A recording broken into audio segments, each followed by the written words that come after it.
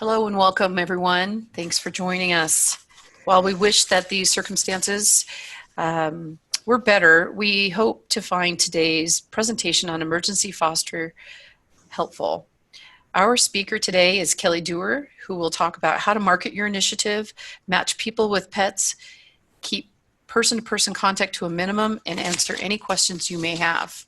She's our foster care specialist at Maddie's Fund, and I like to say our foster care guru for the nation. She has loads and loads of experience in launching foster care programs across the country. Nick Cullen, who will be joining us as a special guest. I'm not sure if he's in the room yet, but Yeah, he's here. Terrific, Nick. Thank you.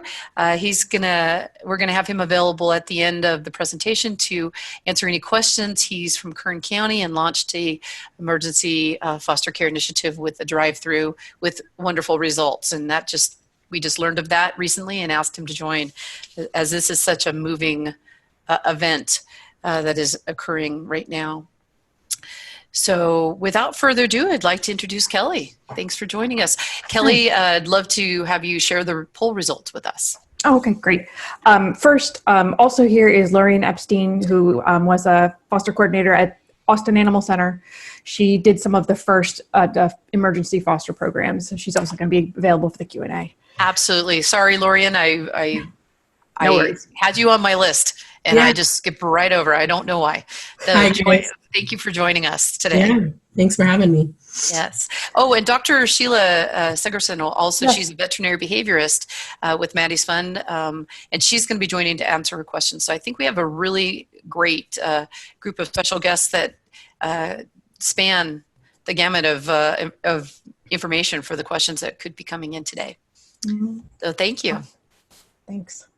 It looks like most of you guys are either doing new initiatives or considering doing new initiatives. Only about 20% have done emergency foster before, so this is perfect. This is a really kind of like a little 101 view of how it works. So you can do emergency foster for any kind of crisis. You can have an initiative go out if you have an outbreak of kennel cough or building renovations or your air conditioner breaks. If you're a home-based rescue, you can also do it if your partners are in crisis. And that's really the great thing about it. People really tend to respond to it really well. And you can use it no matter what type of organization you are. The main goal would be to usually create kennel space and save lives, create relief for the staff who, when the shelter population gets full, have to have a ton of things to manage. It really can help you increase your community involvement. And we see a lot of short-term emergency fosters becoming longer-term fosters or adopters afterward. And I think it's usually somewhere between about a quarter of them and 3/4 who tend to stick around as supporters in some way. So if you have you're designing a program, you'll want to be really explicit in finding out what do you need, what kind of animals do you have that need to go into foster, how many of them, how long. We're recommending about 4 weeks. You say 4 weeks at a minimum because we don't really know what's going to happen. Tell participants when to arrive. In this case, we're having people sign up, so you'll have to be very explicit to be like, do not come straight to the shelter. Please sign up via this form and pick a slot for pickup. What should they bring? Do they need to bring a leash or anything like that? But make the plea really, really simple and easy to understand. In designing the program, every program is pretty much looking for fosters who have no kids and no other pets, because you have those animals and it can be hard to find fosters for them who have this specific set of circumstances. So when you look at your applications, consider prioritizing these people and asking them if they would be willing to take the pets that need them the most. Also, focus on your most vulnerable population first. So right now, if you have moms and kittens or pets who are ill or pets, recovering from some medical need, try and get them out, quickly, and get everybody out fast. Make sure that people can take home their pet as soon as possible, especially same day. You may need to extend your hours, but it generally, that can be really helpful. Leverage your social capital. So emergency foster initiatives happen around an event, and that event can have people can have emotional connections to the event. COVID-19 is an event that I imagine all of us have some type of emotional connection to. We're all feeling it in some way or another. So that can help for you to form bonds between potential fosters and pets in your organization. Also like to give just 2 to 4 specific calls to action. We need adopters. We need fosters for 4 weeks or more. If you're not able to do this, we would love to have your help sharing this post. Something like that, make it really explicit. When you give people too many options, it can lead to, what is the word? I can't remember the word, but when you have too many choices, it can overwhelm people. Yes. We did some market research on foster care and how what messaging works best to make people more likely to foster. One of the things that we found was that emergency foster was huge. People were way more interested in fostering if it was an emergency.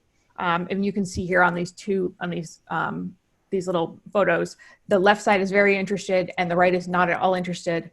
And when it went from standard to emergency fostering, people moved quite a bit more toward the very interested side. Another thing that we found in the market research is that connecting foster care to life-saving in a really concrete way for people is really important. That is really one thing that really will motivate people. And I think sometimes we don't make that connection. And so making that connection can really help your initiative.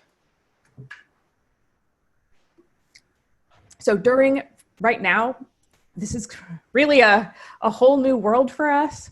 I've never seen an emergency foster program that has to do with human illness before, but some guidelines that are simple to keep everybody safe. Avoid having groups gather. Make sure in your messaging, you tell people, do not just come to the shelter. Make sure you have a process. Put as much of your process online as possible. So your application, your foster agreement, your foster counseling, if you do that, training, they can all be done online or over the phone. Reallocate staff. So say your shelter is closed for adoptions and you want to get pets out to foster. Well, whoever is not essential, there are going to be staff whose jobs will be kind of obsolete. Change them over and let them help the foster program if possible. Schedule drive-ins or outdoor foster pickups. Curbside pickup, have them text you when they get to the building, and a staff member or person who is working with the foster program can come out to their car with the pet, or do the meet and greets outdoors. I think one thing we're going to see during this, depending on how long it is marketing from foster care. We're going to have to put a real emphasis on it because we will have a ton of animals in foster and we can get them adopted from there. But we need to train fosters in how to do that. It is something to definitely consider. Hey, Laura.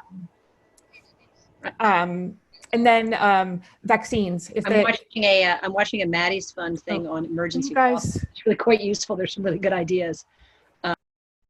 Okay. Also, when the pets need vaccines or if they need medical, if they need to see the vet, as long as it's not like a severe emergency, you can have them do drive-in vaccines and medicals. Austin Pets Alive has a great system. They have it on Saturday mornings. And so it's like between 9 and 12 or something. And people drive up. They have a volunteer who comes out who has them fill out the information, like what they need, into this little app. And then the app, sends the information inside. They get all the stuff ready that the people need, and bring it out, and they do the vaccines right in the car, or the, really, basic medical checkup. Not the medical checkup, but if it's really basic care, they can do that as well.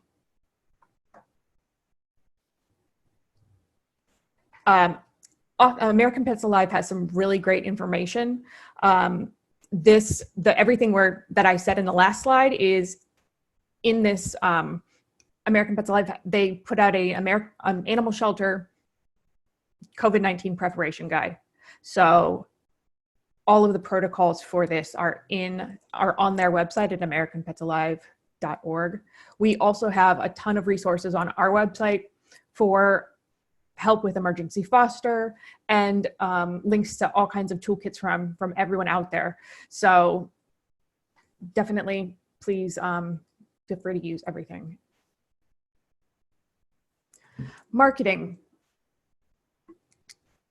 I think the one thing when people are asking me, these emergency foster can be really super, super successful. And we've seen it all over the US in the last few days. It's amazing. Or sometimes it doesn't work. And the one thing that I've seen between a super successful program and one that is not recruiting a whole lot of fosters is the marketing.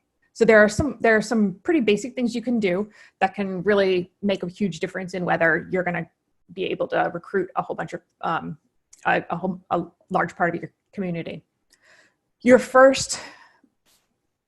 most important thing is what you're doing is you're trying to make an emotional connection between supporters and your pets. So keep that in the back of your mind. One of the things you want to do is create multiple social media posts and update people. So, the first day, you tell them what happened or, what you need. The next day, 20 dogs went home, 30 cats went home. Here's so-and-so going to foster. We still need, fosters for 50 cats. Updating them and keeping them posted, because especially with your first post where you're asking them for help, they're going to get emotionally attached to your plea, and they're going to want to see these animals go into homes. Definitely always put out a press release. We have an example, and there's several examples in the American Pets Alive preparedness guide. So you don't have to remake the wheel. It's just basically like, here's some text, put your organization's name in there, and it's super easy, and then send it to the media. The media can be really, really, really effective at helping you get the word out and getting fosters. And then also emails, if you have like a mass emailing list that you can send out. And this is one of the press release templates. These are the things that you really, really want to think about when you're crafting a plea. The first thing is convey urgency. I've seen a couple of pleas in the last few days from people who have asked me for hey, can we troubleshoot? Why is this not working? The urgency is the number one thing. You have to make it very clear that this is an emergency. You can't be like, are you working from home? You could take a dog to foster or not, because the urgency is really what gets people to realize that you need their help now. Making the connection between foster and life-saving very, very clear. That is really helpful. Also, giving details. Things like, is your staff having a meeting in the lobby because your conference room is full of pop-up dog crates with pets in them? People want to. Those details can help kind of make people envision what's going on there, and it makes them more likely to want to help. Putting up individual pets who need foster. Like, we need fosters for, these are 8 of the 60 dogs we need fosters for, and people can see them, and that is usually really important. Also, use your emojis. There is research out there that says that emojis actually map to to the emotional centers in our brain. So when we see like the smile emoji, it dings the emotional center in our brain. So it really helps people to make that emotional connection. But it also does really help frame the plea, especially if you put it in the beginning, like the plea on the left, and just kind of like frame it with those SOS cones. And also going live. Going live can be really a great tool to update your community. People can ask questions. You could introduce some of the pets that need their help. I really like going live as a tool for emergency foster.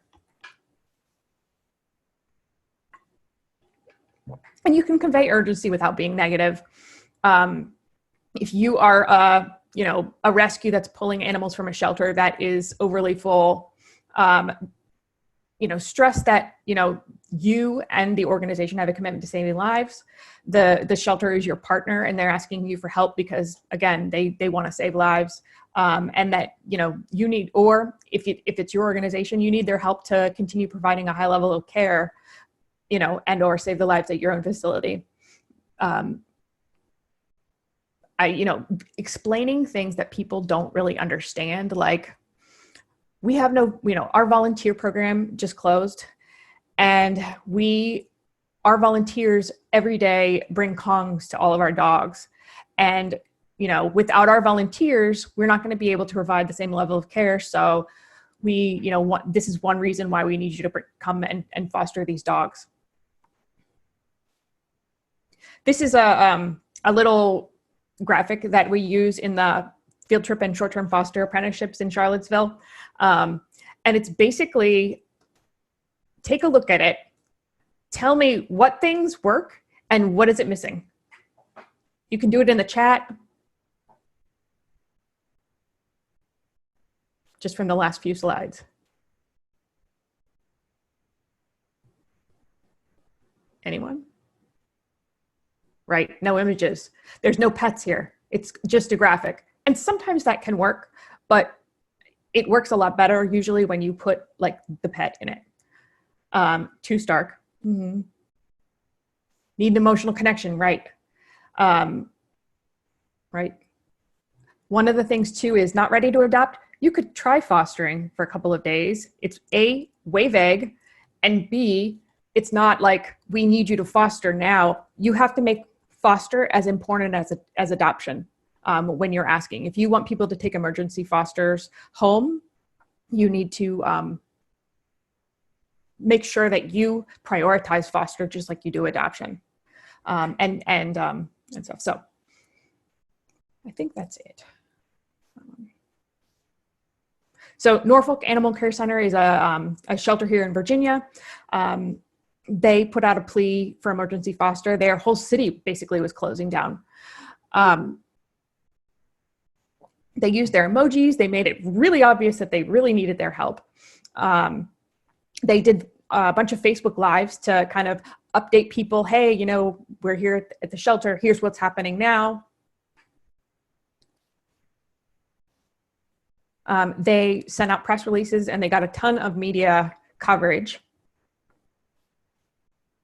And they updated their supporters and said, hey, we had 50 adoptions. We only had 5 dogs to send to foster homes, which is great. What was awesome is they got all of their pets out to the point where they actually had so many people writing in that they asked another shelter that was local, hey, can we have some of your pets? And they brought them over and they found homes for them too. And then Detroit Animal Care and Control, they did this promotion where they would drive a pet adoption or foster, a pet to adopt or foster to someone's house, so that people didn't have to come into the shelter, which was really a really neat idea. And that's it for the presentation. One quick thing, we are doing the Maddie's nationwide fostering study is happening. Actually, is somebody here? I feel like there was somebody here from the nationwide fostering study. Mm-hmm. They are. Yeah. We're here. Lisa Gunter's there and Clive. Mm-hmm. Mm-hmm. Yeah. So I'm not sure if it's 100% certain or not, but what do you, if it goes through, what do you guys need? Oh, thanks, Kelly. Thanks for the shout out. I wasn't. Sorry. No, that's okay. Yeah, we're going to be putting out our sort of sign up today, and we'll be looking for shelters to join us. We'll be helping shelters launch their program, and then helping and just tracking what they're doing, so we can learn more about what what shelters are doing, and hopefully learn a bit about exactly what you're talking about, best practices, and how we can learn from this. And when something like this happens again, we'll know even more. Awesome. Thank you. I have Sheila's email there, but if there is a better, like a link you might want to be able to put in the chat or something? We'll just have them email Sheila right now. Okay, cool. And then we'll get that link up. And I'll share it with Sheila, and then she can share it with everyone. Sorry, it's a bit roundabout right now. No we worries. can post it in the Maddie's Pet Forum. So if anyone's looking to want to participate, we can get that posted in the forum as well. Thank you, Sharon. You're welcome. So thank you, Kelly, for this presentation. And now I'd like to hand it over to Wendy Frank, who's going to handle our Q&A session. Take it away, Wendy. Okay. Mallory Colbert from, well, I'm not sure where. I think maybe Dallas. I'm not sure. Anyway, she says, I'm a fish out of water here. I don't work with an animal rescue group or shelter, but I just wanted to know where to find those most in need of fostering. I live in New York, but I am at my mom's house in Dallas here for the coming weeks. My mom's house is safe, in a safe neighborhood, fenced in yard. And she and I are the only two people in the house with no pets. We're big animal lovers, responsible. That said, I cannot tell where in the Dallas area the biggest need is. Can anyone point me to an individual or best resource for the Dallas area for this? Oh, absolutely. Yes, we can. Dallas Animal Services kicked off a huge emergency foster initiative. So I would definitely get online and contact them about that. We also have 911 fosterpets.com. Foster, yeah. .org. .org, thank you. Mm-hmm. And you can sign up there to find a place, an organization in your area that is looking for emergency and fosters. Kelly was correct. It's actually 911fosterpets.com. Oh, sorry. And we have that linked on our webpage, Maddie's Fun's webpage as well, which is in the chat. So before we go any further on the questions and answers, we wanted to ask Nick if he'd like to say a few words about his program, if he's still with us. He's still with us. Yay. Thank you. Nick Cullen, Director of Kern County Animal Services. That little face right there that's trying to hide. That's Lisa Richardson. She's our shelter supervisor. And off camera, who's refusing to be seen, is our Deputy Director, Sally Breyer. So Kern County, we're in Central California. We face the same challenge that just about everybody else does. That we're a government agency, and all government buildings were closed as of just this past Tuesday. So we're faced with zero public interaction and a real difficulty processing adoptions in some way, shape, or form. So, the smart people here, other than me, Sally and Lisa, they put their brains together, and how can we still affect live outcomes, or at least temporary live outcomes, even though we can't process private party adoptions and interact with the public. And our rescue program is kaput too, because there's no interaction there. So foster was what we of course went to. We've had a foster program for probably 5 or 6 years now. We have dedicated personnel to a foster care program, and it's growing every year. But we never knew what kind of response we would get from something like this. So we put out a foster plea on our social media pages. We did Facebook Lives. It really went viral locally pretty quickly. I would say within the first 4 to 6 hours, we had a Google Doc that we made available on our Facebook page. Folks can click on that document, enter their information, name, phone number, address, stuff like that, what they were willing to foster. And then our team would take that information and contact them as is needed. And within the first 24 hours, we had over 100 applications. The next 24 hours after that, we had 200, and here we are Thursday afternoon. We have over 300 applications for people willing to foster an animal with the understanding that it'll be at least 30 days. So our response from our community was overwhelming, more so than we, I think, could have even imagined. Yeah. And we did a drive-through, so there's contact. That's the important part of this. Is it's all drive-through, so there's no encroachment of that 6-foot social distancing recommendation. We've set up some parking cones and some yellow tape, and folks, there's an ingress and an egress in our parking lot that's super easy. People pull in. They've already texted with an employee, so we know they're coming. We open their car door. We stick the supplies in. We leave the animal with them, whether it's in a crate or otherwise, and we send them on their way. We give them whatever information that they need. But a lot of that's usually been done in advance. But there's no need for encroachment of that 6-foot distance, and it's just car after car after car at this point. Awesome. Thank you. Thank you for sharing, because you answered most of the questions I would have asked about how did they know, and did your parking lot look like they knew where to go? So it sounds like you had that all set up. Yeah, that was my intent, to answer any questions I could before they were asked.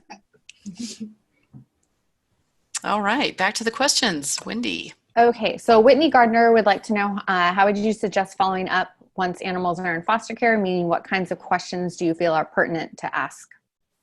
Lorian, I'm sure you had some. Yeah, so I would just ask like all the things you'd want to know.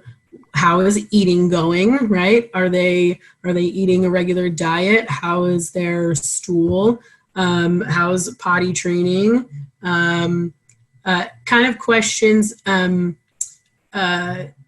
We used this at Austin Animal Center. We had, it was a foster behavior profile. We would just send it out periodically. If you hadn't heard from a foster in a while, you could just send them the profile, and it was like 10 questions or something, and they just fill it out, right? Like, how does the dog do on walks? How do they do meeting other people and dogs? And then there was always are you having any issues? What's a challenge? So you can create like a basic form like that, that you would just send out. You could also send it out in intervals, right? You could send one out after 3 days in foster, or a week, or several weeks. And you can do a lot of that virtually, right? That can all be done by email. You could also have phone calls with people, but you can also have like a digital meeting like this, where you have a video chat, and the foster can like hold up their animal, and you can see that it's healthy and doing okay, and you can communicate that way to get whatever updates you need. Cool. We have a copy of the form that AAC sends out to fosters. I'm going to make a note to put it in the Maddie's Pet Forum group, so anybody can see it if they'd like. Back to you, Wendy. Okay, so Jennifer Reed wants to know if there's an app that people are using for the drive up service for basic vet care. Oh, yeah. So I spoke with them because it was like, it blew my mind, the whole drive up vaccine thing. And so they use Waitwhile. It is actually an app for restaurants for when you come in, and you have a such and such long wait. So it is a paid app, Waitwhile. They also used Airtable in combination with it. Not sure exactly how that worked, but we can probably find out. Let's see here. Elizabeth Bergner would like to know how it works with cats. I think someone just suggested, putting them in a carrier, but I don't know if you have any other suggestions. Yeah, I think the first thing I would just make sure that the car door is shut before you take the cat out of the crate. And at least, if the cat is in the car, there's not very far it could really go. But that I think would be really the key. Okay. Jenna Billiter would like to know if there are any behaviors that are concerning to you. I'm not sure if that means dogs or cats but probably dogs. I'm thinking that maybe she's Jenna, are you, was that for the question before? It was what kinds of questions to ask. Oh, okay. Animals are in the home. Oh, Yep. cool. Thanks. Erin Dams would like to know, how are people handling vaccines, spay, neuter surgeries? They don't have an in-shelter vet. Many local clinics are closing and reducing surgery schedule. That one is a tough one. I'm going to punt over to Sheila. Sheila, yes. Dr. Sheila. Hi. So yes, vaccines, as you've heard, can be handled through drive-through type programs. They can also potentially be handled by having volunteers go to people's homes. I prefer not to do that, though. I prefer the drive-through method for here to reduce contact as much as possible. In terms of spay-neuter surgeries, there are definitely places all over the United States that are being recommended not to do spay-neuter surgeries and being prohibited from doing spay-neuter surgeries because they are elective procedures, and hospitals are wanting to reserve that PPE that's normally used to keep us sterile in surgeries for hospitals. So there definitely are places where we're having to make exceptions to our rule that animals must be spayed and neutered before they leave the door, just because of the reality of the environment that we're living in right now. And I hope that answers your question. And there was actually a follow-up question about the drive-through vaccines. Do the vet or the vet tech, do they get in the car with the door closed, or how do they do the actual vaccine? I believe they do get in the car with the door closed. It's usually a tech, I believe. Okay, Leora Henry would like to know, what are your thoughts on placing fractious cats in foster? Any tips or ideas? I've actually seen a whole lot of really good results with placing fractious cats in foster. In shelters, stress can make lots of cats, a lot more sassy. I would first talk to the, foster and let them know, look, this cat might need, a couple days for you to just don't try to pet it until it comes to you. I think there are, I think also teaching people about cat body language so that they can see, so that they can kind of know when they need to step back can also be helpful. Sheila, do you have anything? No, I don't have anything more to add on top of what you've already said, and just careful planning and making sure everybody's staying safe in terms of the transfer and keeping the cat as low stress as possible. Well, and Nancy Schimmer says she's thinking about calling these cats low maintenance cats, because all they need is, they just need some food and water and scoop of litter. You don't need to entertain them. And so Erin Dams was actually asking for a clarification too on the rabies vaccine, since I believe vet techs have to do those, not volunteers. So yes, in terms of the rabies vaccine, you have to check your local laws, but most states require that a veterinarian be the person who gives the rabies vaccines.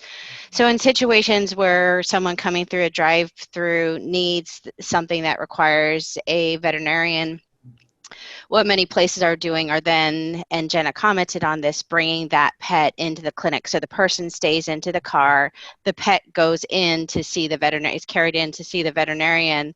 The veterinarian has, so if it's not a rabies vaccine, but it's something like the pet has a skin condition, the veterinarian has the cell phone number of the person who's in the car so that they can call and talk to that person on the phone about what's going on, do what's needed to help the pet, and then send the pet back out to the car. So minimizing that human contact while meeting the needs of the pet. Miranda has a question. Okay, Miranda. Yeah, I think she's going to type, or maybe if you want to unmute her. If that Well, might be easier. I unmuted myself. All right. A lot of our current volunteers right now, we're just asking our current volunteers to hopefully stand up and be emergency fosters. A lot of our volunteers are senior citizens, and some are not used to using Facebook. Is there another form, or just calling them? I was just curious if anybody's had experience in using that particular population and how to keep them connected during this time with emergency fostering. That's a really good question. I think email can be helpful, but Lorian, I'm going to punt over to you. Are you there? Yeah, I mean, I think, an older generation might struggle a bit as we kind of turn towards technology to keep us all connected, but I think that that's kind of where we need to focus. And it might require a little more hand-holding, calling them on the phone and kind of walking them through, like downloading Zoom to their computer, or using Google Chat, or setting up like a video chat or something to try to stay connected with them. And that's what I would recommend. Kathy asked, how do you do a home visit since you can't go to their houses? I would do something like what we're doing right now. Use FaceTime, or almost every app, phone call app. I think even Facebook Messenger, you can call people through Facebook and maybe do video as well, if you have the app on your phone.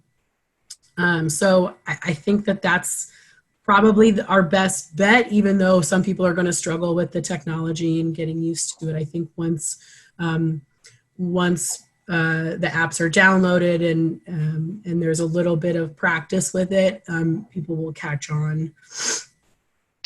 That's my idea. And I would also add, just to remember that you can use existing volunteers to support other volunteers. So many of us are getting such massive responses to this. Use some of our volunteers that we already have to be the people who are checking in with those people who are overwhelmed by putting an app on their phone, and so that we can have that personal contact. We have lots of people who want to help, and let's use them. Yeah. Mm-hmm. Speaking as someone who's older, I love the phone call. So she does. It's true. Michelle Mickelberg asks, would it be possible to discuss adopt from foster strategies for those of us who do not currently have that program in place? Yes, absolutely. American Pets Alive has a protocol for it. But I think that the major thing when you do this is when you're onboarding fosters, making sure that they are totally aware that part of their job is helping you market their foster pet. If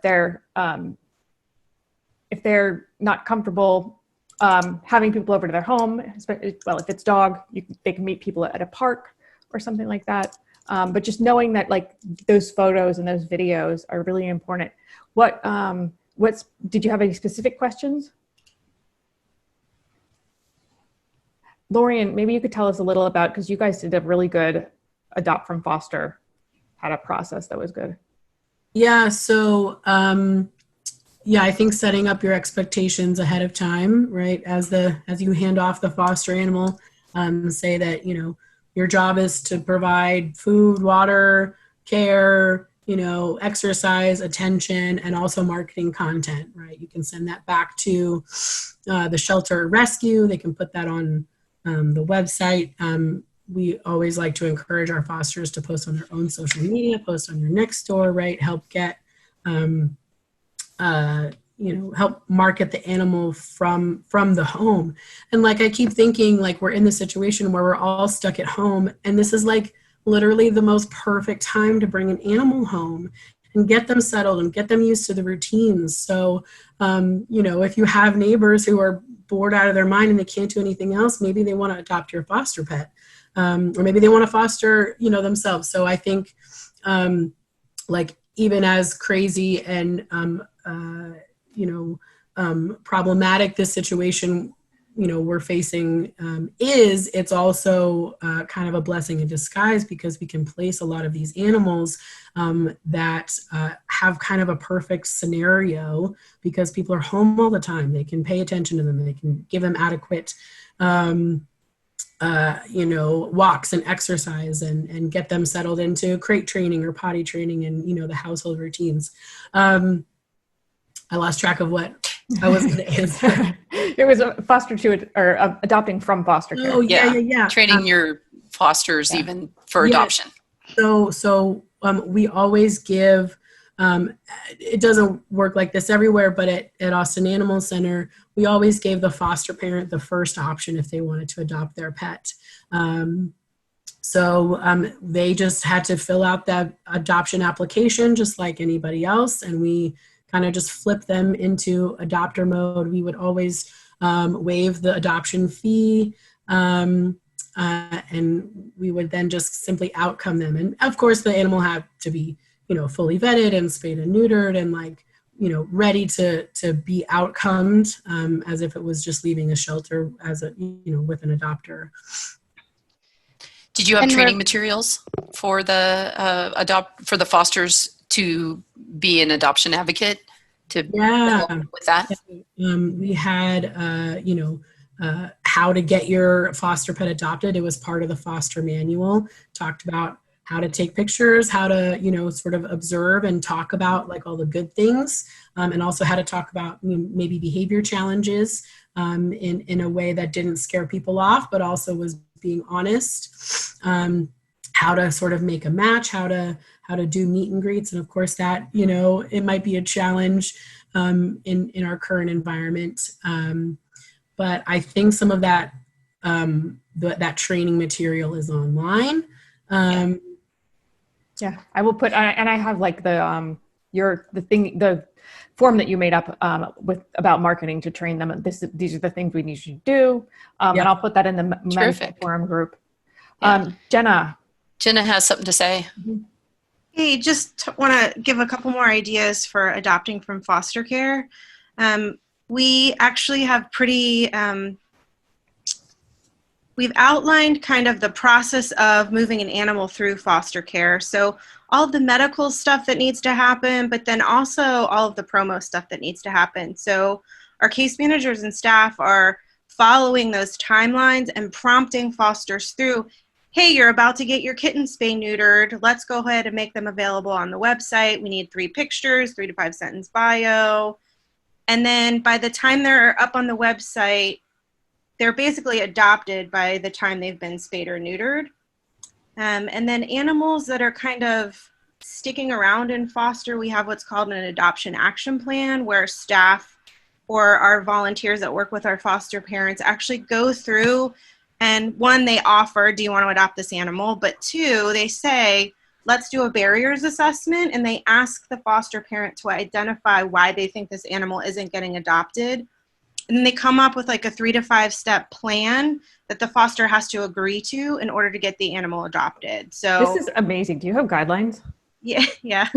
Can you send them to me? Post those. Oh my God, that's great. I'll send them to you. Yeah, and we can post them in the Maddie's Pet Forum. Okay. And so they work through this assessment. They go through a checklist of, do you think it's feasible to do X, Y, and Z with your foster animal? Let's come up with a timeline for implementing those things. So, and as long as the foster is really making every effort possible to try and get the animal adopted, then we just keep working with them. Yeah. If they seem like they're not really interested in doing all of those things, then we will probably look for another foster placement for that. Sounds like they're an adopter if they're not. Yeah. Right? Sometimes sounds it's like they've adopted for some reason. I don't know, but one thing that came to mind, Jenna, as you were talking, and I'm seeing in my area, is Nextdoor as a perfect platform. So if the folks are on their Nextdoor in their neighborhood, that everyone's on it and chatting and sharing. And so I think that seems like a great marketing tool. Has anybody else considered, and Jenna, have you guys considered, that sounds like a lot for a foster of an individual who may be doing it for the first time, but do you have teams or other people you can kind of assign to that pet to have them help write the bio and talk to each other? That creates more connection. We don't necessarily have a structured team place in part, but we have this really awesome community that's facilitated by our Facebook groups, and everybody that fosters for us is added to a Google group. And so if they need help with things, they just reach out to their fellow fosters, and someone usually raises their hand to help them out. And then we have volunteer case managers that work with up to 10 homes at a time. And so when those issues crop up, the case manager will work with them directly to problem solve through like I one time had someone who was a little older, couldn't quite figure out the digital camera thing. So we worked with them so that we could get pictures of the animal and stuff like that. So no structure, but definitely a really excellent community of people who really want to help each other out. Terrific. Awesome. Back to you, Wendy. Leora also had some, I'll unmute her. She has some comments also. Hey, so can you hear me? Sorry. Yes. Yeah, okay. So our facility actually did an emergency foster protocol a couple of years ago, and we had some major flooding in the area. And we placed about 200 plus animals, and like 95% of the fosters actually ended up just keeping and adopting the animal. So sometimes this can actually be, you know, if you look at it as less of a super serious emergency and more of like a huge adoption option, you might find in the end that a lot of your animals actually don't even come back to you, and they actually do get placed with the foster families. So I just wanted to add that experience for that. Thanks. Yeah. I think Sheila, were you going to say something earlier? No, well, I can say very quickly. So with regard to the conversation about adopting from foster, I know that there's several shelter softwares, Pet Point and Shelter Love, where they don't need to come back into the shelter to process the adoption. So also encourage people to think about things like that in terms of the adoption actually happening, working to process it so that the person doesn't need to come back into the environment. Absolutely. Somebody had asked about privacy concerns, and I think, you know, you could have the fosters create an email that doesn't have their personal information on it. So if people are interested in meeting their pet, they could, you know, email that email, and they could find a time to set up to meet somewhere that's not their home. On the street corner. Yeah. And if they're not comfortable, obviously, if people are not comfortable meeting with anyone, you know, I think we really can't require that at this point. Yeah. But it may be possible to move their pet on to someone who is, and they could take some other pet who is not quite ready for adoption. Yeah. One other comment, and that is that Lisa Gunter shared the link for joining the emergency foster study. So it's www.lisamgunter.com/emergency foster with no space in between anything. So lisamgunter.com/emergency foster for joining that emergency foster study. And that is in the chat, and the chat, I'm told, will be available and seen on the replay for YouTube. So if someone looks at YouTube, and it will also be posted in the Maddie's Pet Forum group, and that group is called Emergency Fostering During the COVID-19/coronavirus Pandemic. It's long, but you'll find it. You'll find it with COVID-19. But I encourage everyone to join the Maddie's Pet Forum, continue conversing with each other, sharing ideas, helping each other out. I think there's some really great stuff that's been shared. Michelle Fiddler, did you want to unmute yourself and ask your question? I think I said that right, Fiddler? Hello, how are you guys? Great. Good. Thank you very much for answering my question. The one thing I was wondering about, we have split our staff into two teams, A team, B team, to limit the number of staff we have at our shelter at one time. So we're practicing social distancing amongst ourselves while we are there. How would you give best suggestions to go live when we're kind of working independently from one another? If you can get, if anybody has like a tripod that can hold the phone, that might be helpful. Or, I mean, social distancing, I think it's it's 3 to 6, or is it 3 feet or 6 feet? 6. 6. Because I think but you can Zoom. Mm-hmm. Yeah, I think you can. If they're holding the camera, you can stand 6 feet away and be okay. Would going into like a selfie mode be unprofessional? No, I don't think so. I think your community, most communities are just really excited to see you going live and asking for help. Okay, thank you. Mm-hmm. Leah, did you want to ask your question? Let me see if I can unmute you, or you can unmute you.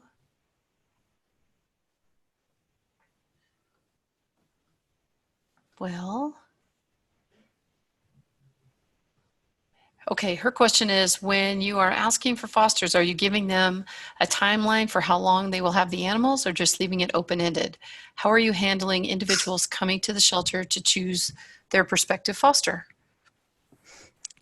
Okay, so 2 questions in there. Yes. We're recommending you ask people for 4 to 6 weeks or more, and do leave it open-ended because it is most likely going to be at least a month probably. And most of them, I will say, like we said before, will end up keeping the animal for you or just keeping it out of the shelter anyway. What was the second question? Was matching? The second was, how are you handling individuals coming to the shelter to choose their prospective foster? And Leah, I'm looking for you to unmute you so you can follow up if you want. Okay. I would say, okay, I would she's definitely, unmuted. Oh, okay, cool. So right now we're really trying to limit individuals being into the shelter unless they have an appointment to come in and meet a dog that they're potentially interested in adopting. Mm-hmm. But what we're concerned about is posting publicly, asking for individuals to come into foster. We're going to have way more people in the shelter walking through, increasing the chance of contagion spreading and social distancing becoming more difficult. Absolutely. And that's something you need to set the expectation in, like in the plea, say, do not come into the shelter. You need to sign up here and pick a slot to drive up. I think if you set that expectation that they're not coming straight to the shelter, as they might in a different emergency foster situation, that will help keep people from trying to come into the building. Lorian, do you have anything to add? Yeah, I mean, I think you just need to make it very clear in your public pleas because, a lot of historically people will see something like that and they'll just like jump in their car and they'll go and they won't, give a lot of forethought. So you have to make it very, very explicit that, maybe you say something like, if you come to the shelter without an appointment, you will be turned away. At Austin Animal Center, they're shut down for the public. Like the doors are locked. You physically cannot enter the building. So the appointments allow staff to come out, greet them, be 6 feet apart, pass off meds, pass off paperwork, and pass off the foster pet. So, Lori, may I ask you a question? Did you have like an area outside that had cones or a sign or somewhere that if I'm driving up, I would know I'm at the right place and that you're going to know I'm here? Or did they have to text or call? Or Exactly. Yeah, if you have one of those like sandwich boards you can set outside, or you can put a big sign on the door. At AAC, there's 2 doors, so one of them is locked. The main doors are locked, and there's a sign that says "Go to the next door down." And the Pet Resource Center doors are also locked, but there's signs out there saying this is where you're supposed to be if you're here to foster. Great, Leah, that was a great question. Thank you. Mm-hmm. NEAS Foster Care has a question, and they have a very angry foster dog in their office currently, so they don't want to subject all of us to it. Thank you. We understand, though, you're amongst, the dog people. So the question is about sending a generic email that they will be contact due to needs, but is there anything you're looking for in emergency foster in their applications? Are you screening for repeats fosters? We are in a lucky position. We have so many fosters, I'm assuming. Yeah. If you have more fosters than you need, I would say, look for those experienced, because usually in most organizations, if you have more fosters than you need, you've gotten all of the easy pets placed, and you've ended up with that like little handful of, dogs who have, behavior issues and cats who, are hissy. So I would, when you look through your applications, definitely look for those people who have no kids and no other pets, and try and place them with the pets who need them, because they're always the hardest ones to find place, or at least they usually are the ones that are hardest to find placement for. If you've gotten all of your really easily fosterable pets into foster, then yeah, and you have more applications than you need, then you can afford to be picky. Lorian, what do you have to say?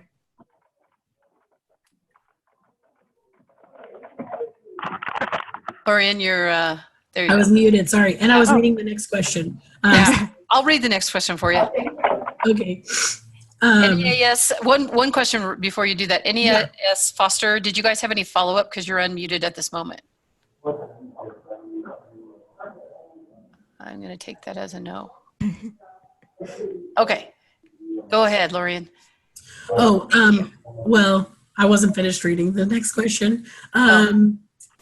But yeah, I don't really have any follow-up to the NEAS. Okay. If you're lucky enough to have a surplus of fosters, if you can, try to help out another organization, or have fosters be on standby. Sometimes people will take a foster and then be like, oh my God, this isn't working, I need to bring them back. So if you have people sort of as like a backup for when things don't work out, I think that could be successful.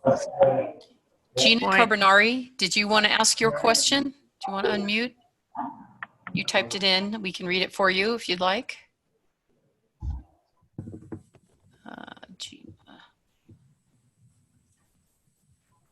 All right.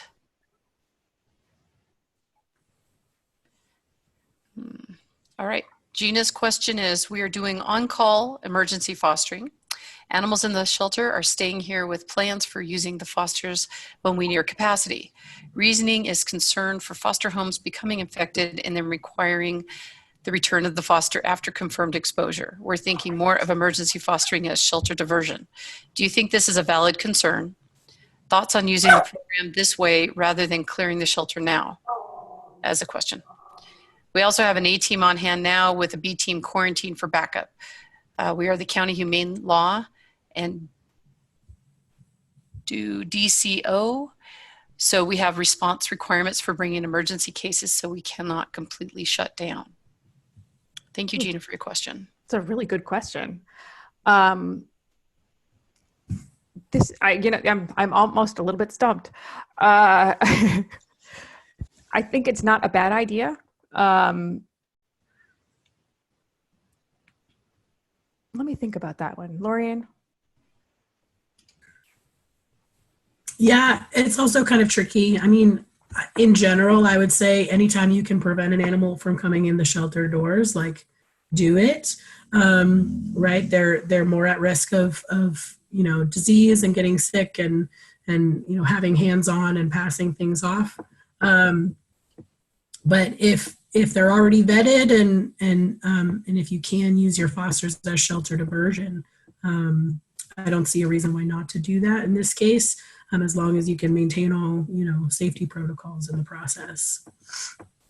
Does anyone else on the call have any experience with that? If they want to raise their hand, we can call on you. It is a good question, Gina. I usually lean toward sending them out because the chance that they might end up coming back is, at least at the moment, relatively small. And pets really do better in homes. Mm-hmm. But I can see the concern. So having an on-call, having an on-call group of people to do it if you need it. I think that's a good, kind of, I can't think of the word.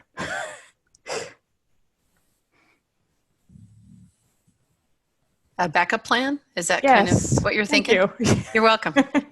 See, it takes across the coast to form a sentence sometimes. It's the time of day, Kelly. It's all good. So Yeah. Caitlin Hollers has another question. I hope that answered your question, Gina, or gave you something to think about or some comfort. You had multiple questions in that one question, so thank you. Caitlin Hollers. Yes. So one of the things that came up in one of our emergency meetings this week was how we can provide medical care to fosters without having them come into the building if we can avoid it. Telemedicine was brought up as an option, but it's not something that we've ever done before at our shelter. And I'm wondering if anyone has done it and has had a positive experience and might be able to provide advice on how to get that up and running. Or if there is also negative experiences, what those were and how maybe they could have been avoided. So Austin Pets Alive has this amazing foster protocol that they use on all of their fosters always. They have their vaccines and boosters and stuff done in a drive-up manner. And I got to see it once and it was just the coolest thing ever. So the people drive up. They come between like 9 and 12 or whatever.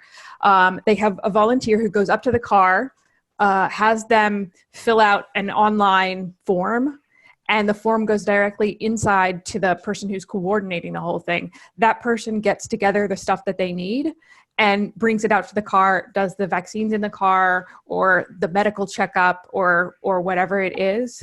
But the whole thing is done basically in the car with like just a few volunteers doing like running one way or, running in between and being the point people. Their protocol is in the American Pets Alive's animal shelter preparedness toolkit. So you can get it there. They do a lot of it's vaccines and stuff, but also any like routine medical care, anything other than like a severe emergency. Are there others that are like, the telemedicine aspect that they're not actually going into the car, but they're just really virtual over a phone, or do you know of any others? So we used to do this at AAC where, where to a certain extent, where we had so many animals, we couldn't just give the fosters direct access to our vet staff. They would be completely overwhelmed. So the foster coordinators acted as the proxy. And so when, especially if you have a staff member or people with, a certain amount of medical experience, they can kind of field some of those questions. So anytime there was an issue, we asked the, fosters to email the coordinators. A lot of times we would say, send us a photo, like take a picture of the vomit, take a picture of that bump, send it to us. It's gross, but we want to see, because it's always good to have a second opinion, right? Before you just send them off to the vet for, a little bit of bile puke or, slightly runny poop. You don't want to use your vet staff for those things. So I would try to have, as many people as possible who are knowledgeable, can field those questions and make sure, see if it's something that needs to be seen by an actual vet or somebody who can make those recommendations virtually. I also don't see any reason why you couldn't set up something like this where a vet was, hosting an online meeting and fosters could tune in and ask their questions to get live answers. And then of course, if anything, is serious enough and needs to be triaged by a vet, you would be able to set up an appointment and do the handoff safely. Does that help you, Caitlin? This is Sheila. I can add a little bit if you can hear me. Yes, terrific. Thank you. I'm a veterinarian in California and definitely recommend using telemedicine, but also pay attention to your state's veterinary practice laws, because most states require a veterinary client-patient relationship before being able to employ telemedicine. And I know in California, some of us are petitioning the state to be able to do telemedicine right now without having physically had contact with the pet, but that is an important piece to pay attention to, and it's why we always tried to get an exam done before the pet went out to foster so that we had established the ability to then do telemedicine. Terrific. So Casey Healy, you had a question? Hi, can you hear me? Yes. Okay, so we live in New York State, and it's getting a little crazy. A lot of people I know have already passed, and there's a lot of people that are not even leaving their homes. We never have seen something like this, and we're a very small dog rescue, maybe 20 miles out of New York City. We're kind of at a loss at what to do. We had a meeting last night about this exactly, and we're at a loss to do what to do if it gets worse and it gets to the point where they're enacting in our county that you're not allowed to leave your home for any reason, and except it's for medical, and if you do leave, they're handing out fines, and your vehicle will be impounded, is from what I'm understanding. So should we just give the fosters enough food for 4 weeks? But unfortunately, we're having dogs come up from Alabama at a high kill shelter, and a lot of them are going to be sick.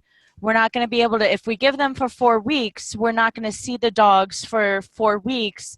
We are having a lot of our repeat fosters. We're not doing any new fosters at this time, so we know for sure that they know what they're getting into and they've experienced it before. But how would we be able to check on the dogs if we can't see them? Do you mean so check on them as in like if they come down with something? Yes. Or, and okay. if we're not allowed to leave our home, or say if someone has the dog and they're not allowed to leave their home because they're on quarantine, how would we enact that situation? Ellie, can I chime in? Yes, please. So as far as I'm aware, California is one of the areas of California is one of the strictest states in terms of, I don't know of anywhere that is on total lockdown, which means you can't leave your home. We are on order of only being able to leave for essential services, and providing my dogs with veterinary care fits under what is essential services. So we're not going to be denied the ability to, unless we do go on total lockdown, which I haven't seen evidence of, but it doesn't seem likely that we're going to be denied the ability to provide our dogs with veterinary care. Okay. I know it was something that's been on the news for the past couple of days, and we were all very concerned since we're so close to the city, and that they are talking about completely locking down and not letting, and we have teachers that work with our foster group, and they're not even allowed to go. They said, take all your stuff with you because you're probably not coming back. Yeah, and we're in a shelter in place mode right now, which means we stay in our homes unless we need to go out for essential services. And there's if you look it up online, you'll see what's included under essential services. Okay. Yeah. Thank you for asking that question, though. Mm-hmm. Let's see. Leah had another question. Is anyone sending pups into emergency foster in the same way as singles, or are you sending them in litter groups? These are specifically pups that have completed their quarantine and medical, spay, neuter, age, appropriate vaccinations, and microchip. I mean, if somebody's willing to take multiple puppies, I would say give them to them. Keep try them to busy. prepare them. Yeah, they'll be busy.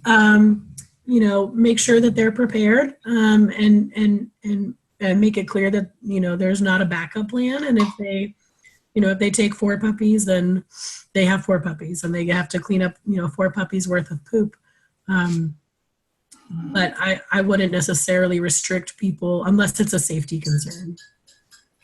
Yeah, I mean, we have a large amount of puppies that are available for adoption, and it's just one of those, when they're not adoption ready, they're all in their litter group in one foster. Right. But we were kind of toying with ideas of better just to send as singles to increase that chance so they don't have to come back. They do become adopted, or the ease of less fosters by having them take more than one. Right. I mean, I would, just from a behavioral sense, I wouldn't split up puppies earlier than necessary. At minimum, I would send, 2 at a time. Yeah, I'd have to agree. Thank you. Shelby Morse, are you unmuted? Did you want to ask your question?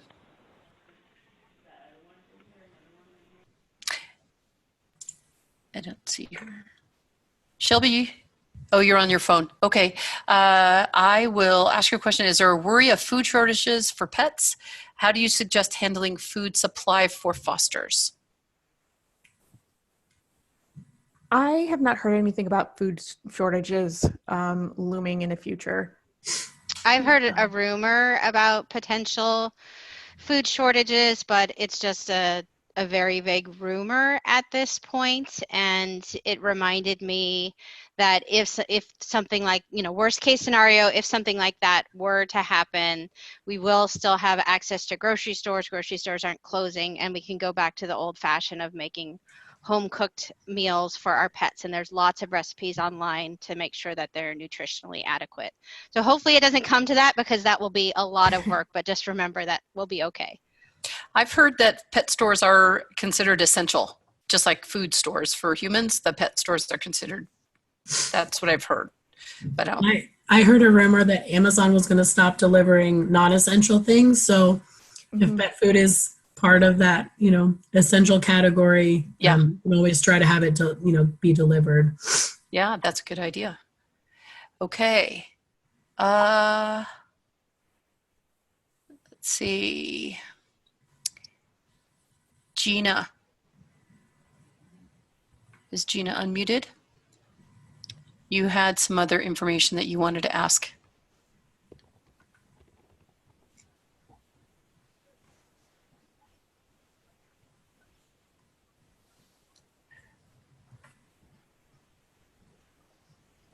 So her comment was, part of what we're pushing here is for people to have plans for their pets to have caregiver identified if they get sick or require hospitalization. If this happens with a foster, the animal will need to be returned, and a chance staff may need to pick up the animal if the foster can't drop it off, risking exposure. Oh, so that was going back to her previous question. That's where the thought of keeping current inventory in-house and use fosters once we're in the thick of things and exceeding capacity. Yeah, that does help explain that question. Any other? I'm not seeing any other hands raised. Where are we on time? 7:49. We still have time. So if anybody else has any other, Michelle had her hands up. Go ahead, Michelle. My question was about sending strays out to foster prior to their stray hold being up. Is anybody currently doing that to prevent overcrowding? I am not sure. Although I do know some other organizations who do that, especially with like puppies and stuff. Yeah, we do that. A lot of places will do that with underage animals, right?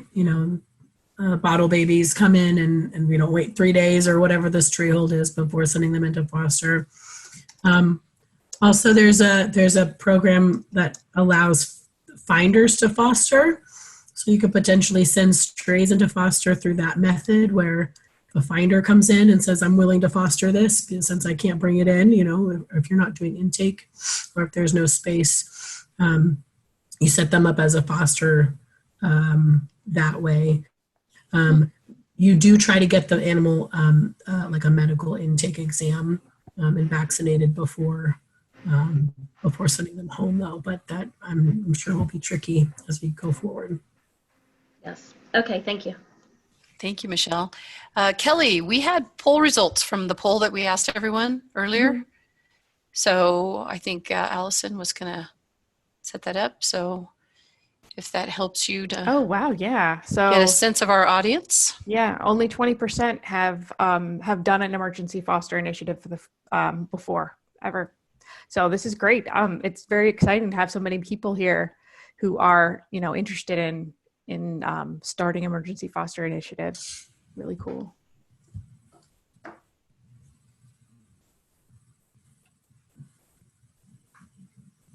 Great. Feel like there's another question here. Yes. Gina asked, oops, I'm going to stop sharing that. Gina asked, if a finder has a stray, in this situation, we will let them stay in the finder's home if they want to do so, and especially if they have an interest in keeping the animal. So that was in response to that previous question. And then Shelby is mentioning that pet stores are being bought out in our area, so making sure no one else is experiencing anything. I think regardless, arrival time for food will be affected, and we'll have to find a balance. I think you're absolutely right on that. You gotta no more overnight and 2-day delivery in our future on anything. Sniff. Oh, that's right. Gina doesn't have a mic. I'm sorry, Gina, for calling on you. We require them to post on Lost Pets site. I think that's site. So, and then also send info to their shelter and require a check for microchip, if any. So those are good questions. Yes. Oh, and then here's a confirmation. Kelly tells us that pet supplies are considered essential per Amazon. Amazon has spoken. Oh, good. Awesome. Yes, it is considered essential. So Yay. That's good to know. Does anyone else have any questions or any other topics they want to ask?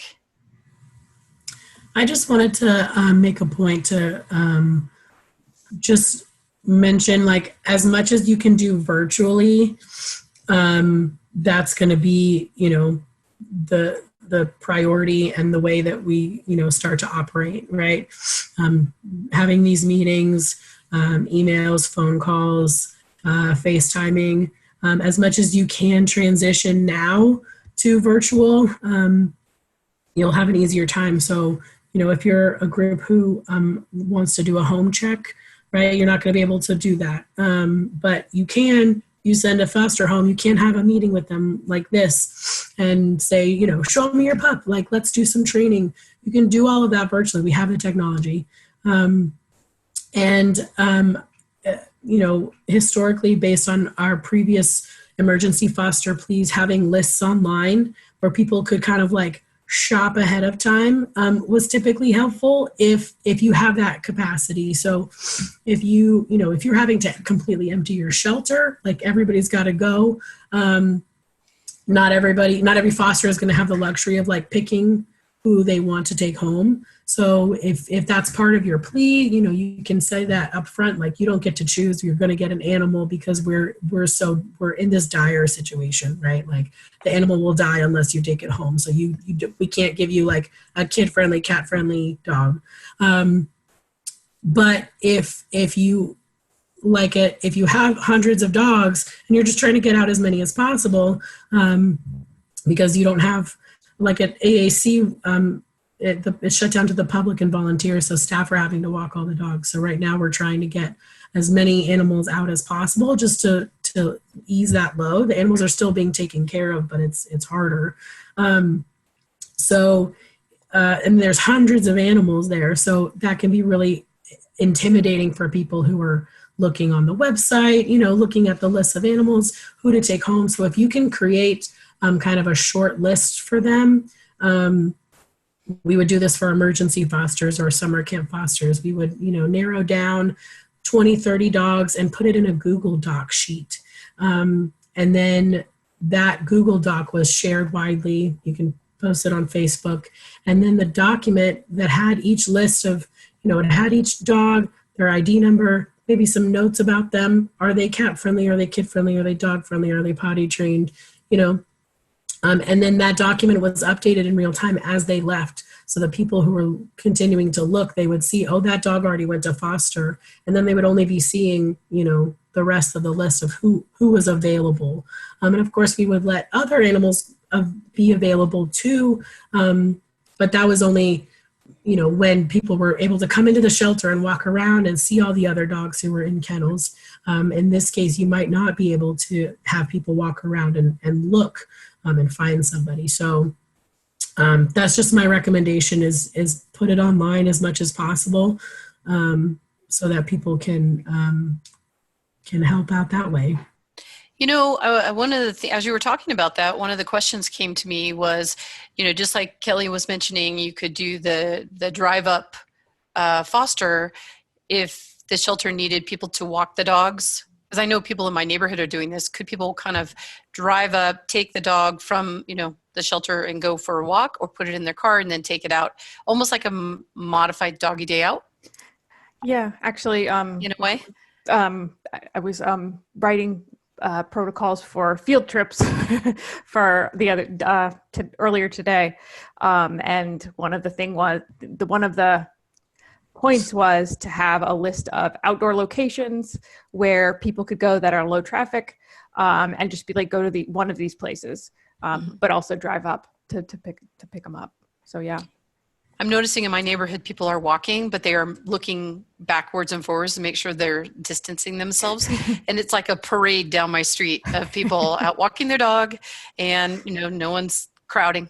So, yeah. And guys, when you start these emergency foster initiatives, definitely tell us how it goes. We'd love to hear, and we'd really love to see, those empty kennels and cages. So yes. So thank you everyone for joining us, and to Lorian and Dr. Sigerson for answering our questions, and to Kelly for being here and providing the presentation. Keep up the great work, and don't forget to join our Maddie's Pet Forum group, especially if you think of other questions. We'll post the recording for this there, but we'll also be available to answer questions. A team of folks, the group is called Emergency Fostering During the COVID-19 / Coronavirus Pandemic, and it's in maddiespetforum.org. I'll say that again, maddiespetforum.org, and you'll be able to chat and share other resources. And maybe when you try something and it's working, or something you've learned and you want to share, that's a great place to be able to share.